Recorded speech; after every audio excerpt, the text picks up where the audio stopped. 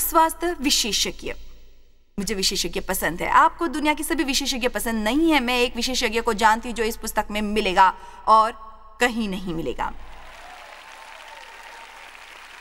मानसिक स्वास्थ्य विशेषज्ञ ऐसे करते हैं मानो उन्होंने खोजा है कुछ हैरानी भरे सिद्धांतों को। नाम है प्रदर्शन चिकित्सा। वो लोगों से कहते हैं कि आप आजादी पा सकते हैं, अपने डर से खुद का प्रदर्शन करें जिससे आप डरते हैं। खैर, मैं तो ये सालों से कहती आई हूं, डर से करो। वही बात है, जब आपको डर लगे उसे डर के अनुसार चलते हुए फैसला करने से पहले आप कहें नहीं, परमेश्वर मेरे साथ है, भले ही मुझे कैसा भी लगे, मैं अपनी जिंदगी पर डर को हावी नहीं होने दूंगा। परमेश्वर के वचन से वो ये सलाह मुफ्त भी पा सकते हैं। आमीन। अब सलाह देने को हल्का नहीं मान रही। वक्त आता है जब लोग किसी से बात करना चाहते हैं। मैं किसी को तुच्छ नहीं मानती, पर मैं ये कह रही हूं, जो आप सलाह ले रहे हैं वो परमेश्वर के वचन से सहमत है, ये पक्का कर लें। आपकी जगह मैं होती तो पहले परमेश्वर को मौका देती, क्योंकि वो आपके लिए बहुत सस्ता होगा किसी विशेषज्ञ के पास जाने से, जो वही बताएगा जो परमेश्वर के वचन आपको बताएंगे। विशेषज्ञ आजकल पढ़ाते हैं, नाम है CBT, संज्ञान व्यवहारिक चिकित्सा। मैं नहीं जानती, किसी ने कभी करवाया होगा संज्ञान व्यवहारिक चिकित्सा। खैर, परमेश्वर मुझे 35 साल से मुफ्त दे रहे हैं, एक पैसा नहीं देना पड़ा। हर दिन परमेश्वर मेरी व्यवहारिक चिकित्सा करते हैं। क्या लगता है मैं आपको क्या दे रही हूं? व्यवहारिक चिकित्सा। आमीन। पर विशेषज्ञ उसे उल्टा पढ़ाते हैं। और अगर आप विशेषज्ञ हैं तो मुझे पत्र लिखिए मत और मेरे बोलने को मत सुधारिए, क्योंकि मैं उसे नहीं पढ़ूंगी। तो इसलिए आपकी स्याही और कागज बेकार जाएंगे। पर नहीं, अब सुनिए, मैंने इसे इंटरनेट से देखा है, मैं इसे बना नहीं रही। विशेषज्ञ इसे उल्टा पढ़ाते हैं। वे उग्र OCD की मरीज से कहते हैं, जो लगातार विचारों के बस में है, वो सिखाते हैं कि अगर वो व्यवहार पर काबू पा लें तब वो विचारों पर हावी हो सकेंगे। लेकिन परमेश्वर का वचन ठीक विपरीत कहता है कि अगर आप विचार पर काबू रखना नहीं सीखते तो आप व्यवहार को नियंत्रण में रखना कैसे सीख पाएंगे? आमीन।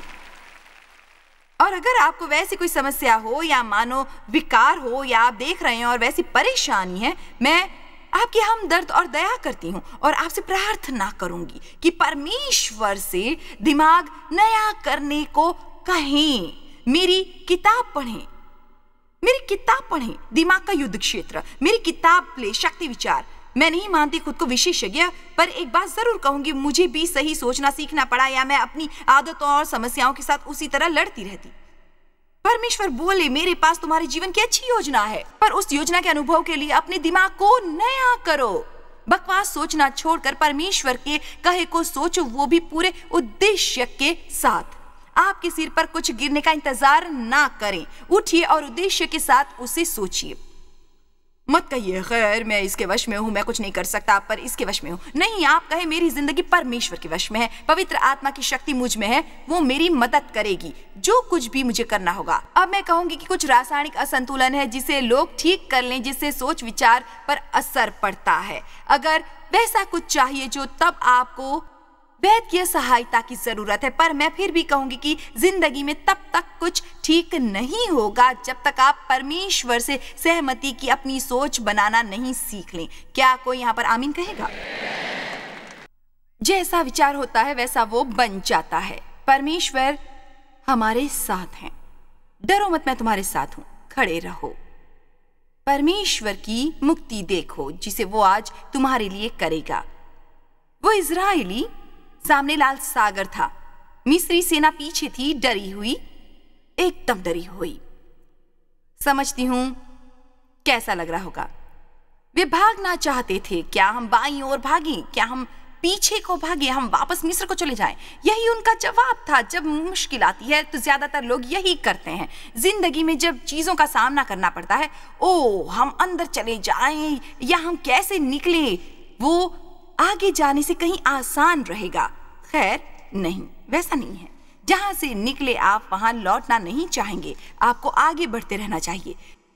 तो मेरा उस पर जवाब था कि ऐसे लोगों को टालो, लेकिन परमेश्वर हमें टालने और नकारने का जीवन नहीं जीने देना चाहता। तो आखिरकार परमेश्वर के साथ आगे जाने के लिए मुझे जीवन के उस डर का सामना करना पड़ा। उन जैसे लोगों से रिश्ता बनाते हुए, पर एक स्वस्थ रिश्तेदारी जोड़कर, ना कि कोई अस्वस्थ रिश्ते के साथ, और उनका सामना करते हुए और उन्हें अपने पर हावी न होने देते हुए। निकलना ही एक रास्ता है। आप चीजों को टाल कर या भाग कर आजादी नहीं पा सकते। डर को जिंदगी भर हावी नहीं होने देना है। अगर वही करना है तो आप डर के भी कर सकते हो। इजराइलियों ने चिल्लाकर यहोवा की दुहाई दी। परमेश्वर ने मूसा से कहा और कहा, उनसे कहो डरो मत, और खड़े खड़े वो उद्धार का काम करते देखो जो वो आज तुम्हारे लिए करेगा। सच में फियर शब्द का मतलब है उड़ान भरना या फिर कहीं से भागना। परमेश्वर ने कहा, तुम जल में से चलोगे, मैं तुम्हारे साथ हूं। अगर तुम आग में भी चलोगे, मैं तुम्हारे साथ हूं। तुम्हें डर की जरूरत नहीं, मैंने तुम्हें मुक्त किया है। परमेश्वर मेरे साथ है और मैं डर से नहीं जीऊंगा। मैं डर से नहीं जीऊंगी। मैं डर में नहीं जीऊंगी। और जब आपको डर लगे, परवाह नहीं कि आपको आंखें बंद कर कर बैठ कर कहना पड़े, मैं डर में नहीं जीऊंगा, मैं डर में नहीं जीऊंगा, मैं डर में नहीं जीऊंगा, मैं डर में नहीं जीऊंगा, नहीं जीऊंगा, नहीं जीऊंगा, नहीं जीऊंगा, नहीं जीऊंगा। करते रहे जब तक आपको जीत न मिले। करते रहे जब तक आपको जीत हासिल न हो। खैर, आप जॉयस, आप क्या बस जानती हैं, सिखाया, नाम रखना, दावा करना, सकारात्मक सोच, मानसिक नियंत्रण, ये नहीं जानती। मैं जो भी सिखा रही हूं उसे परमेश्वर के वचन में पा सकते हैं। पवित्र पुस्तक कहती है, जो नहीं है उसे ऐसे पुकारो जैसे वो है। मृत चीजों से ऐसे बोलो जैसे कि वो जीवित हों और जैसे वो मौजूद हो। क्या हड्डियां जीवित है? मैं नहीं जानती। खैर, हड्डियों की भविष्यवाणी, ओ सूखी हड्डियों, परमेश्वर के वचन सुनो, छोड़ो भी। जो वचन में नहीं है वो बस मैं आपको नहीं सिखाती। अपने जीवन में कुछ अच्छा उपजाने के लिए आपको कुछ अच्छा सोचना और बोलना सीखना होगा। शैतान आपके दिमाग में कूड़ा भरे जिसे आप दिन भर उगलते रहे और फिर सोचे कि परमेश्वर की योजना काम नहीं करती है। खैर, मैं गिरजा गई थी। खैर, अच्छा तो हुआ, आपने और अच्छा काम किया। आपको जीत नहीं मिली क्योंकि आप जाकर सिर्फ कुर्सी पर बैठ गई। किसी और ने परमेश्वर के वचन की घुट्टी पिलाई और फिर सोचती है, खैर पता नहीं मैं क्यों नहीं बदलती, मैं गिरजा जाती हूँ। खैर, तालियां बजानी चाहिए क्योंकि मैं अच्छा प्रचार कर रही हूं।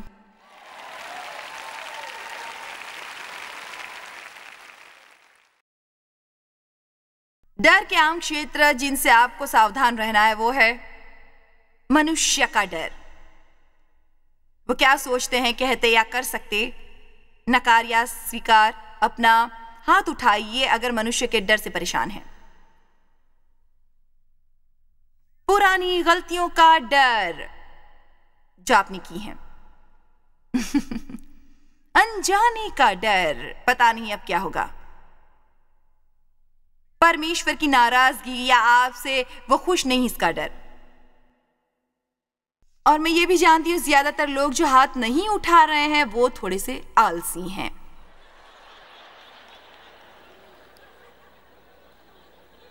और नहीं, सभी को ये डर नहीं होता। कई लोगों ने उसे जीत लिया है। पर मैं आपको शर्मिंदा करने के लिए हाथ उठाने को नहीं कह रही, बस इसी का लेखा जोखा लेने के लिए और समझने के लिए कि दुश्मन ने कितना आपको वश में किया। और जानते हैं क्या, आप ही वो हैं जो इसका कुछ कर सकते हैं। परमेश्वर के वचन लीजिए और कहिए, विश्वास करती हूं और उसी पर टिकी रहूंगी जब तक जीवन में जीत हासिल नहीं कर लेती। नहीं करेंगी। खैर, काश मुझे इस पर डर नहीं लगता। हमें इच्छा की घड़ी नहीं, रीढ़ चाहिए। हमें शैतान का सामना करना होगा।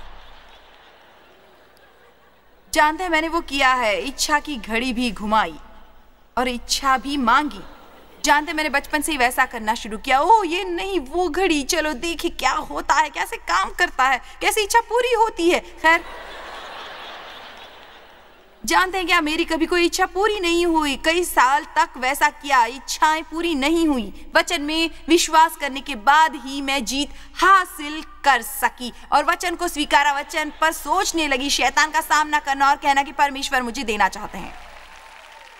आप में जरा पवित्र साहस होना चाहिए। ये डर कि हमारा व्यक्तित्व पर्याप्त नहीं है, डर कि हमारे सभी कर्म अपर्याप्त हैं, और ये डर दबाव बनाता है। मैं क्या करूंगा, मैं क्या करूंगा, मैं क्या करूंगा। अकेलेपन का डर जो अक्सर रिश्तों में गलत चुनाव करने पर दिल के टूटने और दर्द को बढ़ाता है। किसी को यह समस्या हुई है? और ये एक आदमी थे जिन्होंने कहा था हालेलुया।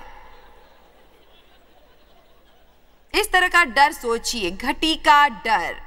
बस इन्हें प्रेम करते हैं, उनके साथ कुछ बुरा ना हो, इसका डर। जिंदगी में गलत फैसले होने से बर्बाद हो जाएंगे, इसका डर। फिर जानते हैं क्या, भयभीत होने से वो नहीं रुकेगा। इन सब डर की बजाय हमें प्रार्थना करना चाहिए। पवित्र पुस्तक के अनुसार एक ही डर है, आदरणीय डर और परमेश्वर की महिमा का डर। रोज दिमाग को लगाए, मैं नहीं डरूंगा। आमीन। तो हमने अब तक क्या कहा? देखिए किसकी याददाश्त अच्छी है। मसीह की शक्ति के जरिए मैं सब कुछ कर सकता हूं जो मुझे करना है। वो मुझे बिना शर्त चाहते हैं। मैं डर में नहीं जीऊंगा। अब जरा सा ये सोचिएगा, इस किताब में मैंने सुझाव दिया है कि 12 बातों में से हर एक को लें और उसे अपना एक हफ्ता दें। अगर एक को आप रोज 50 बार दोहराते हैं लगातार 7 दिन, तब वो हफ्ते में 350 बार हो जाएगा। 3 महीने के अंत में किताब को फिर से पढ़िएगा, फिर उसे दूसरी बार दोहराइएगा। अब एक महिला ने सबके सामने बताया, उन्होंने हमारे टीवी के कार्यक्रम पर बांटा कि उन्हें खाने की आदत थी जो उन्हें मार रही थी और उनके माँ बाप ने इलाज में काफी खर्च भी किया था। और उन्होंने कहा, जब मेरे हाथ आपकी किताब आई, दिमाग का युद्ध क्षेत्र, और मैं इसीलिए नहीं कह रही कि ये मेरी किताब है, मैं परमेश्वर के वचनों से भरी बातें करती हूँ और ये सही सोच है सिद्धांतों के बारे में भी। उन्होंने कहा, हर बार जब वो खाती और उल्टी करने का मन करता, तब वो हाथों पर बैठकर टॉयलेट के सामने उस किताब को जोर जोर से पढ़ा करती थी। वैसा मैं बार बार करती रही जब तक पूरी जीत नहीं मिली, और अब उसी की तरह समस्या वाली महिलाओं को वो सलाह देती रहती हैं।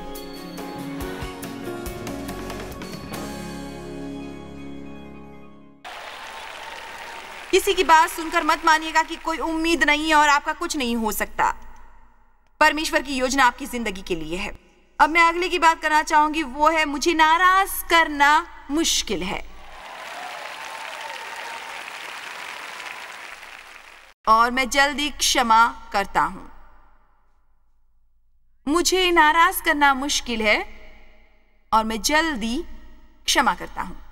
पूरी दुनिया में नाराज, कड़वे, ठेस खाए, भावुक, माफ न करने वाले लोग हैं। मेरी जिंदगी में ऐसा वक्त नहीं आया जो देर तक बीता हो जहां पर इतने सारे नाराज और गुस्से लोग दुनिया में हों। आप में कितने सारे लोग मानेंगे कि ये बस लोग बारूद के डिब्बे जैसे हैं? बस वैसे खैर ये संकेत है आखिरी समय का। मत्ती 24:10 में दिया है, आखिरी दिनों में कई को ठेस लगेगी, तब बहुतेरे ठोकर खाएंगे और परमेश्वर पर विश्वास न कर हट जाएंगे। लोग परमेश्वर से भी नाराज हैं। आपको तो नाराज होने वाला आखिरी होना चाहिए। वो परमेश्वर से नाराज है क्योंकि समझ नहीं पाते कि वैसा क्यों हुआ, समझ नहीं पाते कि वैसा क्यों नहीं हुआ। परमेश्वर ने प्रतिज्ञा नहीं की कि हम सब कुछ समझेंगे। वो उन पर हमारा विश्वास चाहते हैं। मेरी जिंदगी में कई चीजें हैं और दुनिया में देखी गई चीजें हैं जो मुझे समझ में नहीं आती। कई त्रासदियां हैं, मैं नहीं समझ पाती, लेकिन या तो भरोसा करना होगा या पूरी तरह सनक जाना होगा। परमेश्वर पर विश्वास के बिना मेरा दिन नहीं जाता। तो मैं नन्हे बच्चे की तरह बनकर कहती हूँ कि मुझे तो बिल्कुल समझ में नहीं आता, पर समझना मेरा काम है ही नहीं। परमेश्वर पर विश्वास कर उसे मेरे जीवन में बनाए रखना है।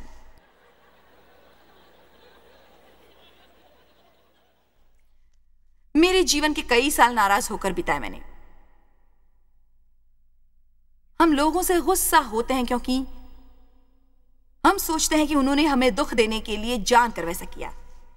आधे वक्त तो लोग खुद को दुखी कर रहे होते हैं और आप उनके दर्द के आड़े आ जाते हैं और उन्हें पता भी नहीं चलता कि उन्होंने आपको दुख दिया है। इसीलिए पवित्र पुस्तक हमको यही सिखाती है कि प्रेम हमेशा दूसरों में श्रेष्ठता का विश्वास रखता है। जरा इस वक्त को सुनिए। दूसरों का न्याय करने लायक जानकारी हमारे पास कभी नहीं होती। अब हम उनके पास पाप या गलत व्यवहार पर न्याय करें। मैं किसी को देखूं और कहूं, अरे पर परमेश्वर के वचन के अनुसार मेरा मतलब उनके व्यवहार को गलत सोच सकती हूं, पर मैं उनका न्याय नहीं कर सकती, उनके दिल का न्याय नहीं कर सकती।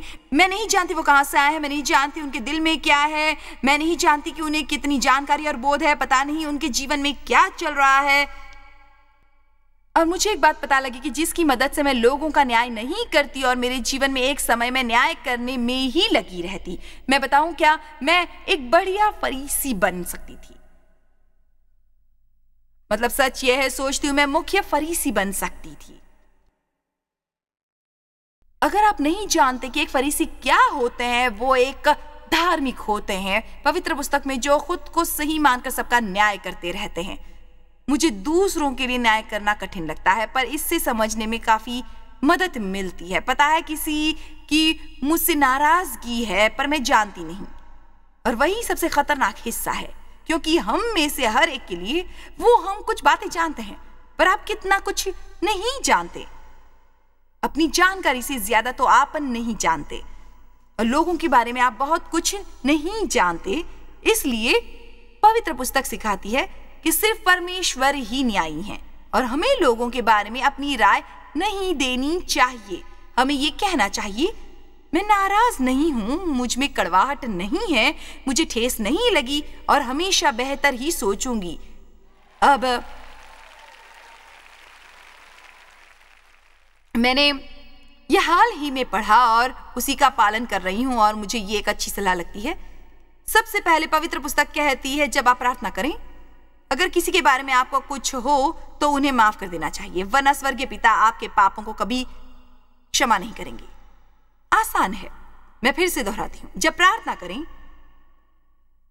तो आपको पहले क्षमा उसे करना है जिससे दुराग्रह है, वरना परमेश्वर आपके पाप क्षमा नहीं कर सकते। तो आप और परमेश्वर के बीच पाप आ जाएंगे और उसके साथ आपके संबंध बिगड़ जाएंगे। पाप की वजह से वो आपको माफ कर सकते हैं, पर आप दूसरों को माफ ना करें तो वो माफ नहीं करेंगे। अब परमेश्वर जानते हैं कि कितने सारे गुस्सैल नाराज लोग चमत्कार की उम्मीद में प्रार्थना करते हैं, और ये समझना मुश्किल नहीं है कि उन्हें वो नहीं मिलता। एक नाराज मसीह धर्मी विरोधाभास है। मैंने पढ़ा, उसने चुनौती दिया था उस किताब के लेखक ने, A.B. सिम्पसन, जो परमेश्वर के साथ 100 वर्षों से थे। उन्होंने कहा, जब आप कहते हैं हमारे पिता, उसके आगे हमें कहना चाहिए कि मैं किसी से नाराज नहीं हूं और मेरे दिल में माफी न देने की इच्छा नहीं है। वो जो स्वर्ग में है, आपका नाम ही पवित्र है, आपका राज्य आएगा, आपकी इच्छा पूरी होगी इस मिट्टी के ढेर पर, जैसा कि स्वर्ग में है। आज हमें दीजिए आज की रोटी और हमारी घुसपैठ क्षमा कीजिए, जैसे हम दूसरों की घुसपैठ क्षमा करते हैं, और हमें लालच में न भटकने दे, पर बुराई से हमें छुड़ाएं। खैर, मैंने प्रार्थना करनी शुरू की, और एक ऐसी परिस्थिति थी हमारे जीवन में जो 4.5 साल से चल रही थी, जिस पर हमने जीत नहीं पाई। और मैं प्रार्थना कर रही थी, हमारे पिता, मैं किसी से नाराज नहीं हूं, मैं किसी के प्रति माफी न देने की इच्छा नहीं रखती। और फिर प्रार्थना के ही अगले हिस्से में मैं कहने लगती हूँ, प्रभु जानते हैं मैं 4.5 साल से इस परिस्थिति पर प्रार्थना कर रही हूँ, कोई सुधार नहीं आया, क्या गलती हुई समझ नहीं पाई। तो उन्होंने कहा, खैर एक बात यह है, आप प्रार्थना करती हो तो उसकी शिकायत भी करती हो, तो खैर ठीक है, इससे बात नहीं बनेगी। फिर मैंने शिकायत पर पश्चाताप किया और कहा कि वैसा अब नहीं करूंगी। कुछ दिन बाद हमारे पिता मैं किसी से नाराज नहीं हूं, मुझ में माफ न करने की इच्छा नहीं है। फिर उन्होंने मुझे दिखाई वो परिस्थिति, ये भी दिखाया कि मैं सचमुच ही नाराज थी और मुझ में माफ न करने की भावना थी। आपसे ये सब बांटने की वजह है क्योंकि मेरी राय में ऐसी परिस्थितियां आती हैं जब हम खुद को उचित ही ठहराते हैं क्योंकि दूसरा व्यक्ति सचमुच गलत कर रहा है और हम नहीं सोचते कि इससे हम और परमेश्वर के बीच में कोई फर्क पड़ना नहीं चाहिए। खैर मतलब परमेश्वर को मुझे दिखाना पड़ा, नंबर 1 आप शिकायत कर रहे हैं और नंबर 2 आप उस व्यक्ति से नाराज हैं, उससे गुस्सा है कि उसे जो करना चाहिए था उसने नहीं किया, जो कि सच है नहीं किया। लेकिन परमेश्वर ने मुझे कहा तुम उसके बारे में कुछ नहीं जानते, तुम नहीं जानते। शायद उसे तो इसका भी जानते हैं एहसास नहीं है कि उसने सही नहीं किया, शायद वो तो परवाह करने के काबिल भी नहीं है, शायद ये और जानते हैं शायद नहीं, शायद वो बस सब कुछ जानता है और जानबूझकर करता रहा है। पर मुद्दा यह है कि परमेश्वर अगर अपनी प्रार्थना परमेश्वर से मनवानी है तब उस व्यक्ति के प्रति मुझसे प्रेम की भावना तो होनी ही चाहिए। परवाह नहीं कि उसने क्या किया, इसका मतलब नहीं कि मैं हालात से नहीं निपटूं, पर मेरा यही भाव मेरी प्रार्थनाओं का तो ये जवाब दिलवाएगा या मेरी प्रार्थनाओं का जवाब देने में बाधा लाएगा। आप में से कोई बुरे भाव से प्रार्थना कर रहा है? आमीन, एक सच्चा व्यक्ति वहां पर है। चलिए भी, क्या कोई मुझे सुन रहा है? मैं प्रार्थना करने को ललकारती हूं। हमारे पिता, मैं किसी से नाराज नहीं हूं, मेरे दिल में माफ न करने के भाव नहीं है और अगर ऐसा हो तो मुझे दिखाई दे। अब मैं बताती हूं, दिखाएंगे। आप में से कितने लोग मानेंगे कि आपके दिल में कुछ कप का दबा हुआ है? लोग आपको सही मानते हैं पर आप में कई सारी समस्याएं हैं। आमीन। मेरा नाराज होना मुश्किल है। मैं आपको कुछ बताना चाहूंगी। मैं जिंदगी के कई साल नाराज होकर गुजार चुकी हूं और परेशान होकर अब और उस तरह नहीं जीना चाहती। सोचती हूं माफी देने की बात भूल गई हूं कि वो बस परमेश्वर का आज्ञा पालन ही नहीं है। ये सिर्फ दुश्मन पर दयालु होने की बात नहीं है। हर बात में सबसे पहले परमेश्वर कहते हैं हमारे फायदे के लिए हमें चोट पहुंचाने वाले को क्षमा करना चाहिए। अपनी जिंदगी में वैसा होने पर हम ज्यादा कुछ सहन करते हैं। दिमाग को लगाएं, सोचें, मुझे ठेस नहीं लगेगी, मैं भावुक नहीं होऊंगी, मैं नाराज नहीं होऊंगा, मुझ में कड़वाहट नहीं होगी, मैं ग्लानि नहीं रखूंगा। और इसी वक्त कोई कह उठेगा, खैर अपनी भावना पर वश नहीं है। खैर मैं कुछ बताना चाहूंगी, आपकी भावना पर वश नहीं हो पर आपकी सोच पर आपका पक्का वश होगा और आप उस सोच को बदल दे तब आपकी भावना बदलेगी। आपने मेरी बात सुनी? मसीह की ताकत के जरिए मैं जो करना है वो कर लूंगा। परमेश्वर बिना शर्त मुझे प्रेम करते हैं। मैं डर कर जीना नहीं चाहूंगा। मुझे नाराज कर पाना मुश्किल होगा।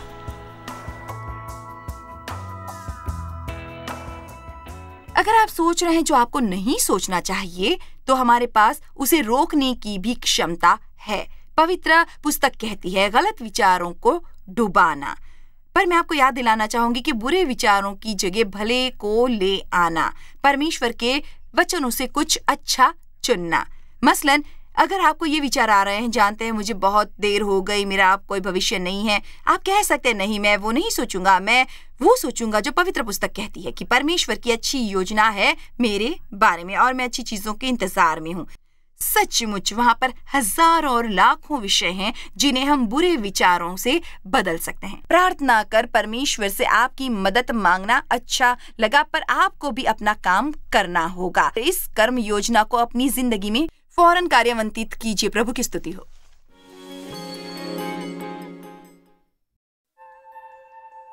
जॉय स्मायर मिनिस्ट्रीज में आप हमारे लिए कितने अहम हैं, इसका आपको अंदाजा नहीं। हम आपके आभारी हैं और हम धन्यवाद करते हैं अपने सब मित्रों और सहयोगियों का कि उन्होंने इस विश्वव्यापी सेवकाई को संभव बनाया। मिलकर हम भूखों को खिला रहे हैं, गरीबों को पहना रहे हैं और कई देशों में सुसमाचार पहुंचा रहे हैं। कृपया हमसे संपर्क करें या विजिट करें jmmindia.org पर। आज ही अपनी प्रार्थना के अनुरोध बताने के लिए, हमारे साधनों के बारे में और जानकारी और जॉयस की सभाओं का शेड्यूल जानने के लिए और हमारे सहयोगी बन जाएं दुनिया भर में मसीह का प्रेम बांटने के लिए।